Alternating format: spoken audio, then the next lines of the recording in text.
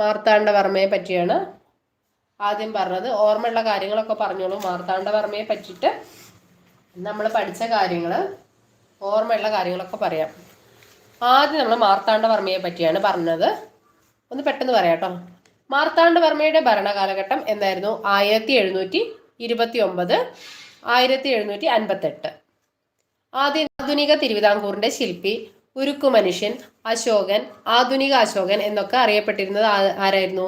മാർത്താണ്ഡവർമ്മയായിരുന്നു. Blood and iron policy ആയിരുന്നു അദ്ദേഹത്തിന്റെ policy. 1730 Attingal എന്തിനോട് കൂട്ടിച്ചേർത്തു? തിരുവിതാംകൂറിനോട് കൂട്ടിച്ചേർത്തു. 1741 കുളച്ചിൽ യുദ്ധം നടന്നു, ഡച്ചുകാരെ പരാജയപ്പെടുത്തി. മാവേലിക്കര ഉടമ്പടി 1753 പിന്നെ വസ്തുവകകളെ ദേവസ്വം, ബ്രഹ്മസ്വം, ദാനം, പണ്ടാരവക എന്നിങ്ങനെ 4 തിരിച്ചു.